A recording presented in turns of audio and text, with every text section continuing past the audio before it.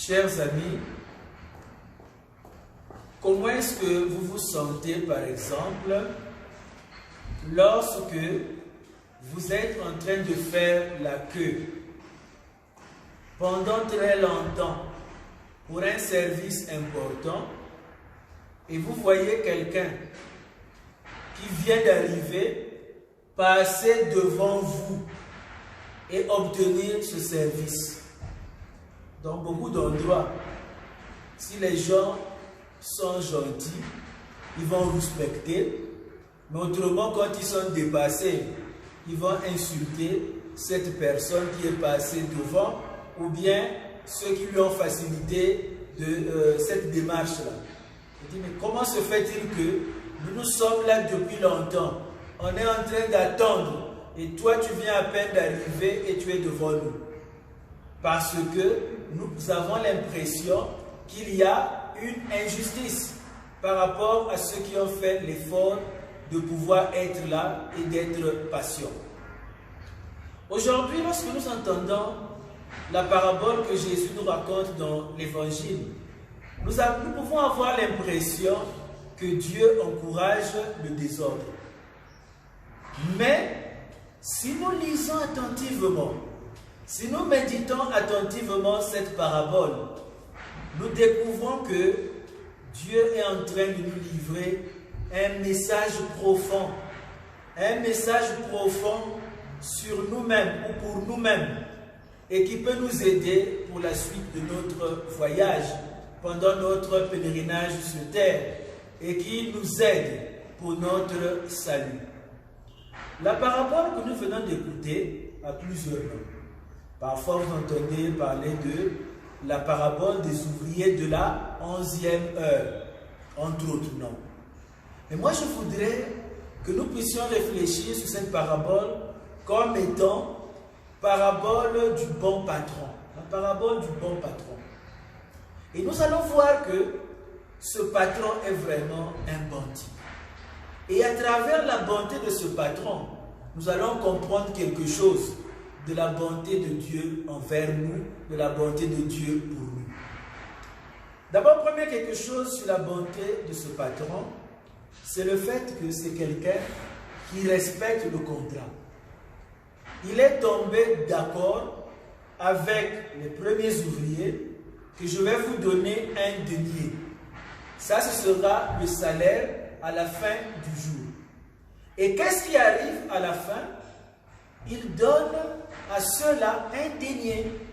Donc, on était tombé d'accord, je m'étais engagé à vous donner un denier, et le moment venu, voilà, je vous donne ce que je vous avais promis, ce sur quoi nous sommes tous tombés d'accord. Ça, c'est le respect de la parole. Le respect de la parole, c'est important. Pourquoi? Parce qu'aujourd'hui, nous avons des patrons. Nous sommes tombés d'accord pour un salaire. Mais qu'est-ce qui arrive? À la fin du mois ou à la fin du travail, tu n'es pas payé. Tu ne payes pas. Ou bien, on réduit ce qu'on avait dit qu'on allait te donner. Et il y a beaucoup de patrons qui jouent sur la vie de leurs travailleurs de la sorte. De sorte qu'il y a beaucoup de gens qui ont des cas en cours. Pourquoi? Parce que le patron, soit ne les a pas payés, ou bien a réduit le salaire, n'a pas tenu sa parole. Il y a des patrons qui jouent avec la vie de leurs employés.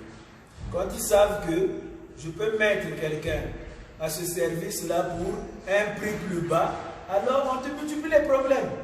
On commence à te dire toutes sortes de choses pour que toi-même tu puisses te fâcher et puis pour pouvoir t'en aller, ou bien on va te faire partir. Ça, c'est des patrons qui ne respectent pas leurs paroles. Mais vous voyez, le cas de ce patron dans l'évangile, il a promis et il tient parole. Ça, c'est la bonté. C'est-à-dire que si tu as travaillé, tu mérites ton salaire. Et là, il a tenu parole. Donc ça, c'est déjà première caractéristique, respecter le contrat. Deuxième caractéristique, ce patron n'aime pas le chômage. Ça lui fait mal de trouver des gens qui ont passé toute la journée sans travail. C'est vrai qu'il est sorti à 5 reprises parce qu'il y a du travail à sa vie. Mais lorsqu'il arrive et il voit des gens, il leur pose la question, pourquoi êtes-vous restés là toute la journée sans travailler? Et les gens lui répondent, parce que personne ne nous a employés. Et ça lui fait mal au cœur. Il dit, allez vous aussi à ma ville. Donc un tel patron pouvait être ou pouvait devenir un bon ministre de l'emploi ou ministre du travail. Parfois aussi, si on lui donne la chance, il peut combiner ministère de l'économie et du travail. Vraiment un bon patron. Il ne supporte pas de voir des gens au chômage. Surtout si vous ajoutez à cela le fait que ces gens qui sont dans le chômage là, ce sont des responsables de famille. Ça veut donc dire que le soir, quand ils vont rentrer à la maison, ils pourront ne pas avoir quelque chose à offrir à leur famille. Et derrière une personne non employée, il y a d'autres personnes. Et donc vous voyez comment est-ce que ça pouvait être une souffrance pour cette famille-là de ne pas avoir quelque chose à manger s'il dépendait du salaire que le responsable de la famille allait apporter à la fin du jour. Donc ça lui fait mal de voir des gens qui sont sans emploi. Et donc il les envoie aussi travailler. Ça aussi est très important. Parce que si nous avons des responsables qui sont vraiment soucieux de ceux qui sont au chômage, vous verrez que notre continent, notre pays, notre monde changerait en bien. Et puis autre chose avec ce patron, c'est sa générosité, sa bonté, la gratuité. Vous voyez qu'au commencement, non, le patron a dit, il est tombé d'accord avec les premiers ouvriers sur le travail, sur un denier comme salaire. Mais après, quand il sort à la 3e heure ou à 9 heures, il dit simplement aux gens, allez vous aussi, je vous donnerai un salaire juste. Je vais vous donner ce qui est juste. Et après, il ne parle même plus de salaire. Il ne parle plus de combien il va donner à ces gens. Il a dit, allez vous aussi à ma vie. Ce qui fait que, quand le moment de la fin du travail arrive, et que les derniers ou les autres reçoivent un denier, ces gens-là, dans leur tête, ils savent que, en fait, ce n'est pas un salaire. Ils savent que c'est un don. C'est un cadeau qui leur a été fait. Ils ne méritent pas cela parce qu'ils n'ont pas le salaire d'une journée. Ils n'ont travaillé que pendant 1 heure. Donc, vous voyez, c'est quelqu'un qui combine en même temps la justice, mais aussi la bonté ou la miséricorde. Et c'est ce qui met en colère les premiers travailleurs. Ça les met en colère parce qu'ils ont l'impression qu'ils ont été maltraités. Mais le patron s'explique, il se justifie.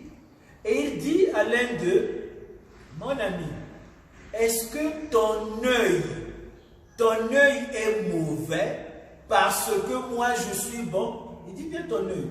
Dans le texte grec, le mot qui est utilisé c'est ophtalmos. Ophtalmos. Et puis il dit ophtalmos, est-ce que ton œil est mauvais, poneros, parce que moi je suis bon? Or, souvenez-vous, dans le sermon sur la montagne, dans Matthieu chapitre 6, verset 23, Jésus avait dit ceci. Si ton œil, ophtalmos, est mauvais, ton corps tout entier est dans les ténèbres. Ton corps tout entier dans les ténèbres. Et donc, c'est ce qui arrive avec ces personnes qui doutent, qui sont en train de récriminer. Ils sont dans les ténèbres parce qu'ils refusent la bonté de ce patron-là. Ils n'acceptent pas sa générosité. Et donc, ça, à travers cette parabole, il y a beaucoup de leçons qu'on peut tirer pour nous-mêmes. Mais moi, j'aimerais partager avec vous ce qui suit. D'abord, la première des choses, c'est ceci. Gardons ça à l'esprit, gardons ça dans notre cœur. Quand Dieu te fait une promesse, Dieu tient toujours sa promesse. Dieu tient toujours sa promesse, il est fidèle. Donc quand il te promet quelque chose, tôt ou tard, il va accomplir sa promesse. Dieu a son propre calendrier. Comme on dit en anglais, God's time is always the best. Donc quand Dieu te promet quelque chose, il va le réaliser. Mais en même temps, toi, quand tu es en train de travailler pour le Seigneur, quand tu es en train de travailler dans la vigne de Dieu, il faut avoir la spiritualité du serviteur qui se dit « Je suis un serviteur inutile. Je suis un serviteur quelconque. Je n'ai fait que mon devoir. » Ça, nous le trouvons dans Luc chapitre 17, verset 10. Je ne suis qu'un serviteur inutile. Je n'ai fait que mon devoir. Vous voyez, quand tu vis avec cet état d'esprit, en tout cas, tu seras en paix. Si les premiers qui étaient venus là, dont nous parle la parabole, c'était dit, bon voilà, moi je suis un serviteur quelconque, je n'ai fait que mon devoir et je n'ai reçu que j'ai reçu ce qui m'avait été promis, ce n'est pas un problème. Mais vous voyez, le problème avec beaucoup d'entre nous, c'est quoi? C'est que nous avons ce qu'on appelle des télescopes géants. Vous voyez, non? Ceux qui font l'astronomie utilisent des télescopes. C'est-à-dire que pour regarder des planètes, pour regarder des galaxies, et de plus en plus, les télescopes sont devenus sophistiqués. Et nous, même sans être astronomes de profession, nous le sommes devenus en regardant ce qui se passe chez les autres. En lingala, non, il y a une expression qu'on utilise comme dongolo miso. Dongolo miso. Dongolo miso, non, c'est quelqu'un, c'est-à-dire que miso c'est l'œil. Donc vraiment c'est quelqu'un qui est toujours en train de regarder ce qui est en train de se passer ailleurs, mais avec une mauvaise intention. Et ce qui arrive, donc, il y a des gens comme ça qui sont devenus des dongolomiso en expert, vraiment des experts en dongolomiso, ou bien dongolomysologie, qui sont simplement en train de regarder ce qui est en train de se passer chez les autres. Ah, voilà, ces gens-là, ils ont mangé la salade. Ils ont mangé le poulet, ok. Ceux-là, ils mangent, on dirait que le poulet là, ils mangent, on dirait 2 fois par semaine. Ah, les feuilles de manioc, là-bas, tous les jours, on est en train de piler les feuilles de manioc, ça veut dire qu'ils n'ont pas assez d'argent pour acheter d'autres légumes. Regardez comment est-ce que les muscles se sont développés à force de piler les feuilles de manioc. Il y a des gens comme ça. Ils sont toujours là en train de regarder ce qui est en train de se passer chez les autres. Et ce qui fait que même au travail, il y a des gens, malgré leur salaire, ils ne sont pas à l'aise. Pourquoi? Parce qu'ils sont toujours en train de regarder ce qui se passe avec l'autre. Un tel est rentré dans le bureau du patron là. Depuis qu'il est rentré là, on regarde la manche, ok. Il n'est pas encore sorti. Et ils sont toujours en train de regarder ce qui se passe ailleurs. Et donc, ce qui s'est passé avec les gens là en train de bouder, c'est parce qu'ils ont vu que les autres avaient reçu une pièce d'un denier, et dans leur tête, ils ont tiré la conclusion eux-mêmes. Donc, nous, on va recevoir plus. Mais s'ils n'avaient pas reçu, ils n'étaient pas en train de regarder, ou bien de se préoccuper de cela, ils n'auraient pas eu ce problème. Ils seraient venus prendre ce qu'ils avaient. Voilà pourquoi, dans la vie, chers amis, il est important de pouvoir se contenter de l'accord ou bien de l'alliance que tu as avec le Seigneur. Vous vous souvenez, dans l'évangile selon Saint Jean, qu'est-ce qui est arrivé? C'est que après la résurrection de Jésus, Jean chapitre 21 et au verset 22, après que Jésus ait posé à 3 fois la question à Simon-Pierre, Simon, fils de Jean, m'aimes-tu plus que ceux-ci? Alors Simon a dit, oui, tu sais tout, tu sais que je t'aime. Et puis après, la 3e fois, Jésus lui dit, toi, viens, suis-moi. Et alors, qu'est-ce qui se passe? Simon-Pierre est en train de marcher avec Jésus. Jésus ressuscité. Et il voit venir le disciple que Jésus aimait, un autre disciple. Et il se retourne pour dire, mais que va-t-il arriver à celui-là? Vous connaissez la réponse de Jésus? Jésus lui dit, si je veux qu'il soit là jusqu'à mon retour, toi, cela ne te regarde pas. Mais toi, suis-moi. Mais toi, suis-moi. Vous voyez, c'est ça. C'est-à-dire que toi, avec qui nous sommes en alliance, à qui j'ai confié des responsabilités, contente-toi de ma parole, de ce que je t'ai dit. Et si nous vivons comme ça, les amis, nous allons vivre en paix.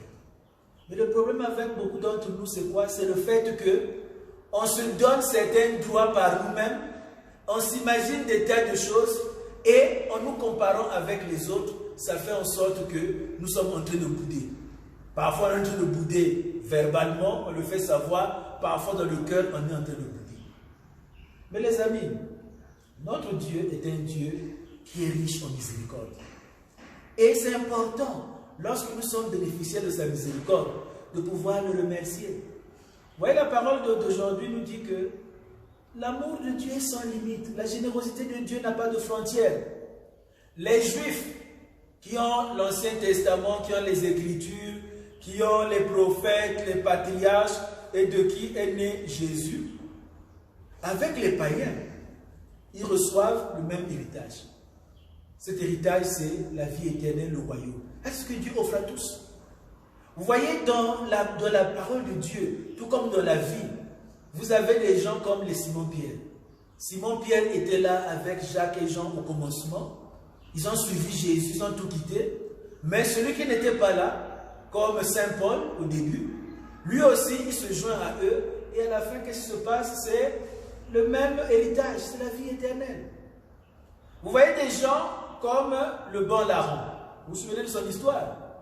Quand Jésus a été crucifié et au milieu de deux bandits, il y a un qui a dit à Jésus, Jésus, souviens-toi de moi quand tu viendras dans ton royaume. Et qu'est-ce que Jésus lui a dit? Jésus lui a dit, quelques heures seulement avant sa mort, aujourd'hui je te le déclare, tu seras avec moi en paradis. Vous voyez, ça dit que celui qui a été bandit, qui était sur le point de mourir et qui a fait sa confession et qui a accueilli Jésus, qui a reconnu sa royauté, alors il reçoit la promesse de la vie éternelle en paradis. Il y a des gens qui sont catholiques depuis qu'ils étaient bébés. Il y a d'autres qui le sont devenus à l'âge adulte. Et parfois d'autres quelques mois avant leur mort. Mais nous tous, nous recevons comme héritage, comme cadeau de Dieu, la vie éternelle. Évidemment, à condition que nous puissions accepter ce cadeau que Dieu nous fait et vivre conformément aux exigences du royaume. Donc, chers amis, aujourd'hui, la parole de Dieu est vraiment une parole qui nous stimule, qui nous encourage. Une parole qui nous bouscule un peu, c'est vrai, mais en même temps qui est une bonne nouvelle pour nous.